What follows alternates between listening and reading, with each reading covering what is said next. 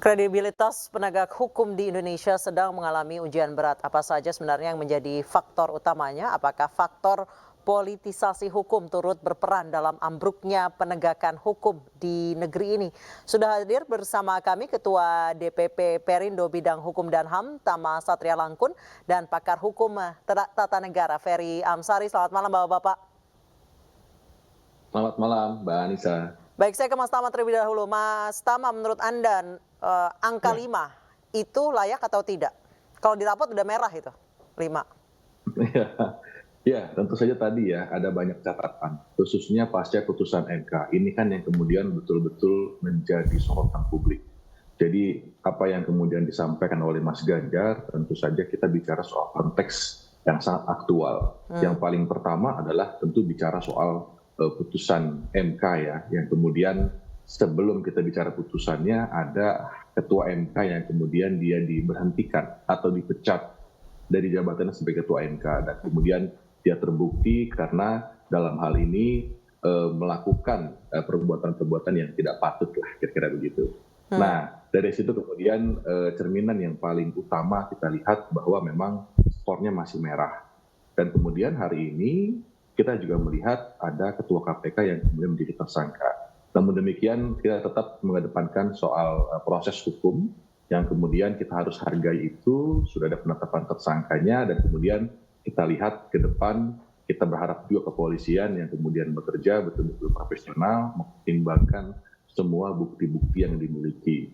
Karena kemudian juga kita tahu ini sedang ada tahun politik, kita khawatir kemudian isunya menjadi liar dan menjadi tidak sehat ke depannya. Tapi kemudian tetap kita harus dukung semua proses hukum yang sedang berjalan.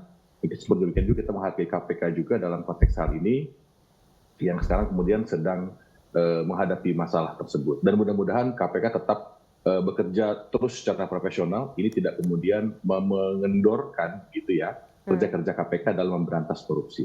Demikian, Mbak Anissa. Baik, Pak Ferry, kalau Anda setuju dengan angka 5 yang diberikan oleh Ganjar? Pak Ferry, mohon maaf belum di-unmute, Pak.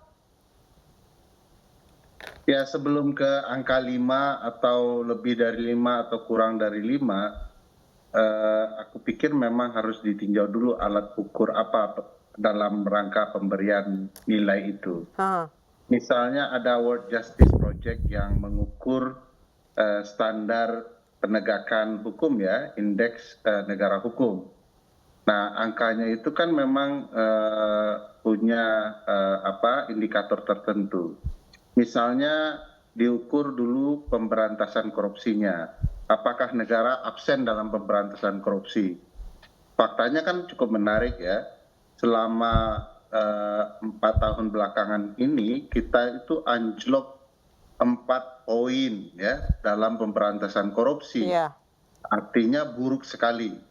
Lalu ada ketua KPK yang mengorupsi wewenangnya untuk dapat keuntungan dari koruptor. Itu saja sudah masalah besar gitu ya.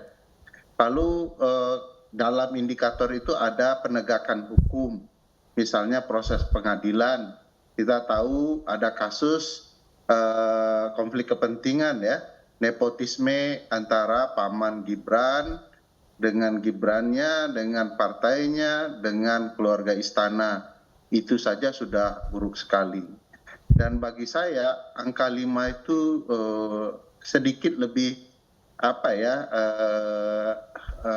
semacam istilah politik santun ya. Angka 5 terlalu baik lah. Mungkin di angka 4 atau jauh di bawah itu kalau dilihat dari indikator-indikator yang lain. Nah, indikator ini penting untuk memberikan nilai. Kemarin kalau saya lihat Capres Ganjar Pranowo memberikan angka merah itu karena terjadinya nepotisme, konflik kepentingan dalam menggunakan pengadilan. Kalau saya dengan alat ukur yang lebih banyak, sebenarnya meyakini angka 5 itu terlalu baik. Mestinya 4 lah untuk mengatakan ini tidak lulus ya. Mas Tama, Anda setuju kurang dari 5? Iya, kalau kita tetap di angka 5 harusnya berapa Mas Tama? 4 ya? Kalau Tama harus konsisten 5 sama calon presiden ya. Kalau Bunda Ferry kan dia di 4, saya tetap di 5 ya, karena tidak nol ya. Saya rasa kan kalau kita bicara soal pemberantasan korupsi, penegakan hukum, indikatornya banyak seperti yang udah Ferry sampaikan tadi. Kita bicara soal regulasi, memang masih banyak yang kurang, tapi ada banyak juga yang bertambah. Dan saya rasa itu tidak nol juga. Dan kemudian juga banyak perkara-perkara besar yang kemudian itu berhasil dibongkar, berhasil diungkap. Dan negara ini saya rasa masih bekerja sistemnya. Contohnya apa? Ada menteri, pejabat satu level di bawah presiden jadi tersangka karena perkara korupsi. Itu kan saya rasa juga akan menjadi pembobotan bahwa ternyata ada pemberantasan korupsi itu. Meskipun skornya masih 5. Nah, itu dia. Kalau udah Ferry, dia ada di angka 4. Baik, Mas Tama, ada beberapa orang yang mengatakan bahwa penetapan korupsi pejabat A, pejabat B itu adalah bentuk politisasi, ingin menjatuhkan. Bahkan ada yang mengatakan bahwa kartu asnya semua sudah dipegang. Jadi kalau macam-macam tinggal dibuka aja kartu asnya. Menurut Mas Tama gimana? Apakah ada? Iya, saya rasa Mbak, kalau saya melihat memang nggak bisa lepas ya dari urusan politik. Bahwa kemudian pemberantasan korupsi, kalau saya justru menilai dia adalah sisi gelap dari pemberantasan korupsi. Sisi gelap dari politik. Jadi kalau politik, sisi gelapnya korupsi itu. Jadi saya rasa kalau kemudian dia bicara soal politik, ya memang ada hubungan. Karena apa?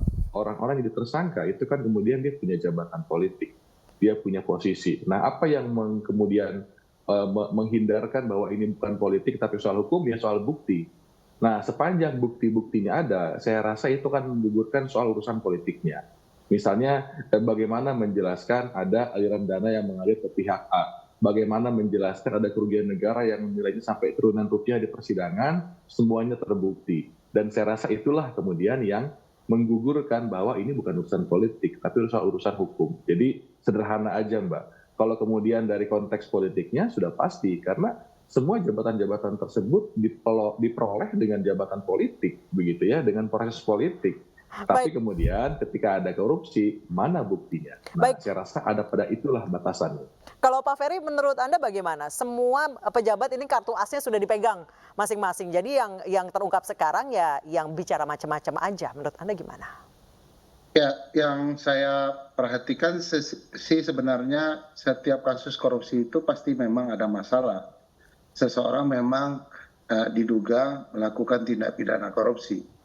Problematikanya alat kekuasaan negara digunakan untuk menjadikan kasus-kasus itu sifatnya tebang pilih. Ya. Mana yang ada punya terjadi, relasi menurut Anda terjadi pada masa ini? Ya tidak bisa dibohongi ya. Beberapa catatan terhadap Pak Firly itu bisa saja terjadi. Dia kemudian menggunakan wewenangnya untuk kepentingan-kepentingan tertentu yang memanfaatkan jabatannya, cherry picking terhadap kasus-kasus tertentu itu memang sangat potensial terjadi, dan itu langgamnya penyimpangan wewenang dalam berbagai kasus penegakan hukum ya. Di sanalah membuat angka itu saya pikir memang agak tajam ke bawah, merosot gitu ya. Apalagi kalau kita baca, Tama tahu persis itu ya, bagaimana semangat pemberantasan korupsi dirusak di rejim pemerintahan Presiden Jokowi, sehingga kemudian angka indeks persepsi korupsi kita itu jatuh luar biasa ke angka 4, tidak pernah terjadi dalam sejarah pemberantasan korupsi kita, dan itu terjadi di masa Presiden Jokowi. Baik, Mas Tama, data Transparency International menyebut bahwa kualitas pemberantasan korupsi dan demokrasi ini di Indonesia cenderung menurun. Menurut Anda ini sudah terjadi sejak putusan MK atau sebenarnya sudah sebelum-sebelumnya terjadi? Ya, sebetulnya Mbak, tadi yang Mbak udah Ferry sampaikan ya, memang itu dasarnya jelas. Dia punya survei, dia kemudian juga terukur. Kalau kita bicara soal indeks persepsi korupsi, itu kan dia bicara survei di atas survei. Jadi ada pandangannya, ada metodologinya, dan saya rasa memang demikianlah situasinya. Nah, tapi memang saya katakan tadi, dari konteks penegakan hukum, saya rasa memang banyak sekali yang kemudian belum terungkap, banyak sekali yang masih jeblok gitu ya. Namun di sisi lain saya rasa juga pemberantasan korupsi tetap jalan, tetap ada. Ini yang kemudian kita kasih nilai 5 karena tetap ada gitu ya, tetap ada. Contohnya saya rasa hampir dari semua partai Mbak itu juga pernah diproses, tidak ada yang lolos. Kalau kita bicara soal perkara korupsi misalnya ada kantor dari partai A, partai B, partai C, semuanya pernah diperiksa. Jadi saya rasa tidak ada satu partai pun yang kemudian dia lolos Nah, ini dari jeratan apabila memang terbukti melakukan korupsi. Ya baik. contoh misalnya ketika bicara soal Menkominfo, bicara soal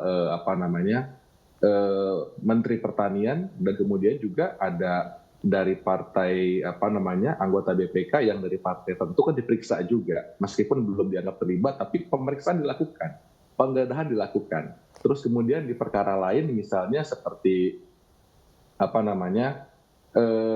perkara-perkara yang melibatkan partai pengusung juga ada yang diperiksa juga. Jadi saya rasa dari semua kelompok saya rasa Mbak itu hampir semuanya pernah diproses. Gitu ya. Itu yang kemudian bikin dia nggak jadi hancur banget. Nggak jadi 4 ya, tapi jadi 5. Masih merah.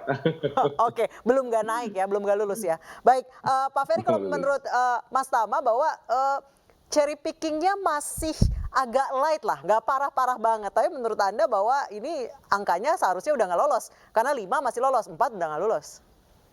Ya, cherry picking dalam pemberantasan korupsi dan penyelenggaraan pemerintahan sebenarnya tidak boleh ya. Hukum itu kan seadil-adilnya yang harus ditegakkan dan itu tidak terjadi. Kalau saya mungkin beda sekolahan dengan Tama. Kalau sekolahan saya di kampung ya, angka 5 itu sudah tidak lulus ya. Jadi sama udah 5 nggak lulus ya, 5 nggak lulus, harus ngulang. Ya itu bagi saya buruk sekali sebenarnya. Apalagi kalau kita mau membaca ide dan gagasan Presiden Jokowi dan KPK yang punya warna baru ini. Itu kan mau meningkatkan pencegahan korupsinya. Bahkan pencegahan itu tidak terjadi. Dan bagaimana mungkin bisa mencegah korupsi kalau kemudian sapunya terlalu kotor untuk membersihkan rumah keindonesiaan kita. Yaitu pimpinan KPK itu sendiri yang bermasalah. Jadi bagi saya tidak baik juga kalau kita melihat suasana ini dengan masih mempertimbangkan kulonwun politik santun terhadap sesuatu yang menurut saya sudah dangkal. Pemberantasan korupsi sudah dimanfaatkan untuk kepentingan tertentu. Baik. Dan saya pikir disinilah peran Tama dan teman-teman ya sebagai kekuatan baru dengan semangat yang berbeda. Baik. Untuk lebih keras dalam isu-isu pemberantasan korupsi. Baik, Pak Ferry, berarti yang terjadi saat ini sudah tidak santun dan tidak santuy ya. Kita akan kembali usai jeda, jangan kemana-mana Mas Tama, Mas Ferry, kami akan kembali usai jeda, tetap bersama kami di iNewsroom.